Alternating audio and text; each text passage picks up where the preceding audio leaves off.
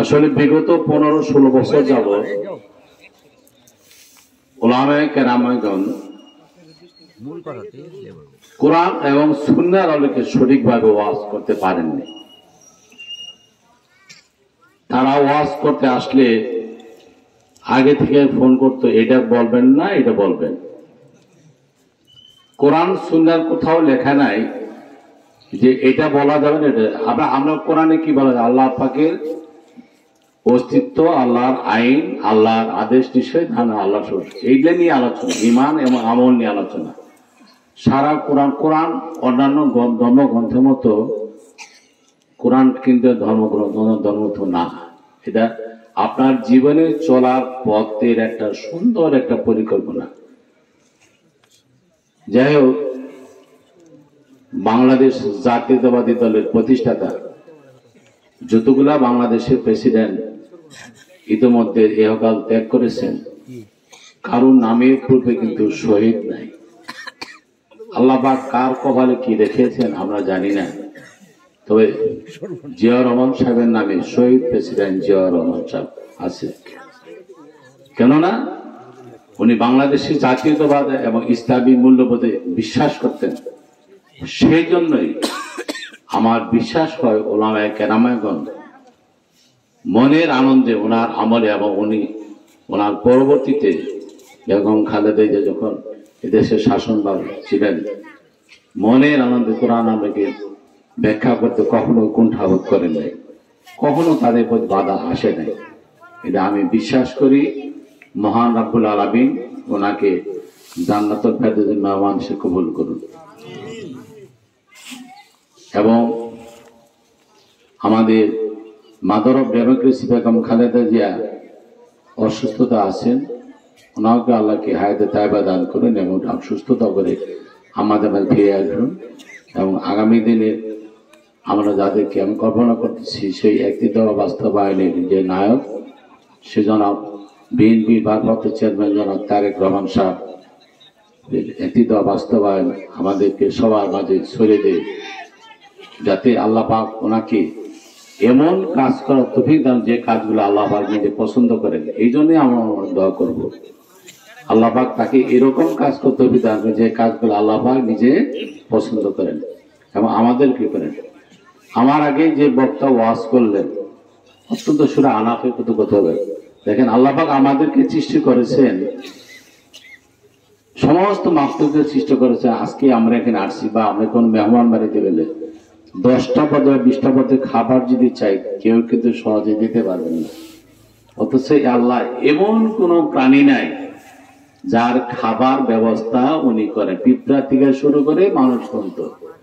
মানুষ যদি 40 টাকা খাবার চায়, আছে না? দেখেন, একটা জিবা দিচ্ছেন, একটা অন্ধ মানুষের কিন্তু বুঝতে পারে এটাকে বাতাসি মাছ খেলাম না গোলসা মাছ খেলাম, বুঝতে পারেন কিনা বলেন? এখন তো গোলসা না, এই সামনে ধান করা প্রচুর গোলসার মানে জার বেড দিত। আমি এই এলাকার সন্তান, এই নস্কপুর আমি যাদেরকে চিনতাম, আওলাতুর যাদেরকে চিনতাম, ধান করা যাদের চিনতাম, তারা অনেকেই নাই। হয়তো আমার বাবাকে চিনতাম, আমার বাবা শব্দরাজি ছিলেন, অনেকেই নস্কর সবাই চিনতাম, অনেকে চিনি না। এখন যারা আছেন কেউ তো নামে চিনেন। যাই হোক, আপনারা এখানে যে পাশে যে আমি দেখলাম একটা গোরস্থান, ওইটাই কিন্তু আমাদের আসল ঠিকানা। এটা যদি আমরা মনে করি তাহলে আমাদের কর্মজীবনে কখনো পরকাল যদি কেউ বিশ্বাস করে, আমি বিশ্বাস করি তার ইহকাল কখনো খারাপ হতে পারে না। পরকাল যার মধ্যে নাই তার পক্ষে সবই সম্ভব। এমন কোন আপোষ কামি কোন কথা পবিত্র কোরআন এবং হাদিসে বা কোন জায়গায় লেখা নাই যে এইটুকু আপোষ করা, এটা আপোষ আছে নাকি বলেন?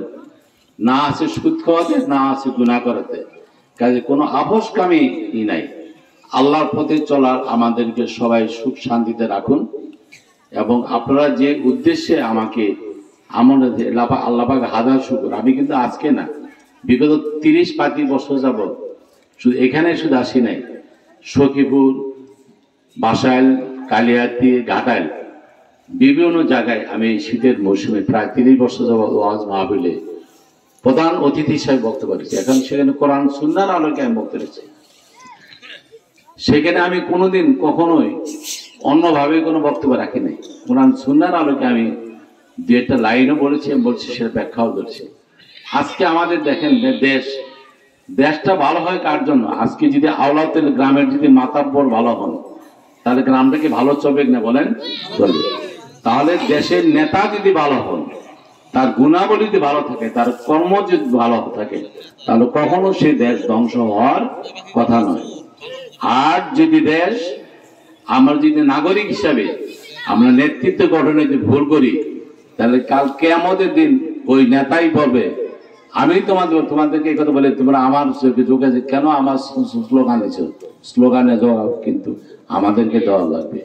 অর্থাৎ আমরা তাকে নেতা বানাবো, দেখতে হবে তার যোগ্যতা আছে কিনা, তার মধ্যে নেতার গুণাবলী আছে কিনা।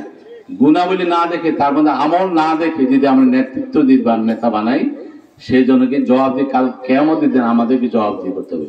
শুধুমাত্র নেতাকেই না, আপনাদের কাছে বিশেষ আবেদন রেখে গেলাম, আগামী দিনে আপনারা এমন লোককে নেতৃত্ব দান করার সাহায্য করবেন, যিনি আল্লাহ রসুলের কথা মতো চলেন, যিনি আপনাদের সাথে ঠকবাজি করবে না, যিনি আপনাদেরকে কোনো অন্যায় অত্যাচার ফেলবেন না, যিনি আপনাদের সবসময় পাশে থাকবেন এবং আপনাদের ধন সম্পদে কোনো ক্ষয়ক্ষতি করবেন না, তথা দেশ ও জাতির ক্ষতি করবেন না, এই আহ্বান আপনার জানাচ্ছি। ওলামে কেরাম এখানে আছেন, বক্তব্য দ্বিতীয় বক্তা এসে গেছেন, ওনার সামনে কিছু বলা আমার বেয়াদবি হয়ে যায়। তারপর ওনার কাছে দোয়া যাচ্ছি, আল্লাহ যেন আমাদেরকে সবাইকে, আজকে যারা আমরা আছি, হাজার শুকুর যে আমি আজকে এখানে আসছি, এখানকার একটা বান্দা যদি আল্লাহ পাক যদি মঞ্জুর করে কালকে জান্নাতে দেয়, তাহলে এই মঞ্জুর উসিলায় একটা বান্দাও ছিল হয়তো কালকে আমাদের কালকে আমাদের সেই পরকালে নাজাতের উসিলা হতে পারে। এই দোয়া কামনা করে, আপনাদের সবার মঙ্গল কামনা করে মা বোনদের কাছে আবেদন রেখে যাচ্ছি, আপনাদের সন্তান ভালো রাখেন। যুব সমাজ, হযরত জিবরাইল আলাইহিস সালাম বলেছেন, বৃষ্টির পানিতে কত ফোঁটা পানি পড়ে সেই হিসাব আমার বলতে পারবো, কিন্তু যুব সমাজ, যুবকের যে ইবাদত বন্দেগী, এটি নেকি, এই নেকির গোনার শক্তি আমার নাই। এতটুকু আপনি বলে দিলাম, আপনাদের সন্তানকে আপনারা ভালোভাবে গঠিত করেন। আপনাদের সন্তান যদি ভালো হয়, দেশ ভালো হবে, জাতি ভালো হবে, নেতৃত্ব ভালো হবে, আপনারা যোগ্য মায়ের অধিকারী হবেন। কালকে আপনার সন্তান, আজকে যারা শুয়ে আছে, যাদের সন্তান রেখে তাদের ওয়ারিসদার, আজকে যদি তাদের সন্তান যদি ভালো করে থাকেন, তাদের জন্য দোয়া করেন। সে গুনাহ আল্লাহ, দোয়া করতে দেরি কিন্তু আল্লাহ মাফ করতে দেরি নাই। সবার কাছে আবারও আমি বিনয়ে, আমার কথা মধ্যে কোন ভুলভ্রান্তি হয়ে থাকে, মাপ চেয়ে হুজুরের কাছে ক্ষমা প্রার্থনা করে আমার জন্য দোয়া, সবার দোয়া চেয়ে আমি বিদায় নিচ্ছি। আসসালামু আলাইকুম ওয়া রাহমাতুল্লাহি ওয়া বারাকাতুহু। ইতিমধ্যে কালিয়াতির এক প্রান্ত থেকে আরেক প্রান্তে কাজ করে যাচ্ছেন, বংশাই থেকে যমুনা, মরিচা থেকে আফজালপুর, বাসুরিয়া পর্যন্ত যিনি ইতিমধ্যেই কাজ করে যাচ্ছেন, সমাজ সেবামূলক কাজ করে যাচ্ছেন, সে আমাদের পরম শ্রদ্ধেয় নেতা, আমার অত্যন্ত পরম শ্রদ্ধেয় ডাক্তার শাহ আলম তালুকদারকে আমি বক্তব্য রাখার জন্য বিনীতভাবে অনুরোধ করছি। ডাক্তার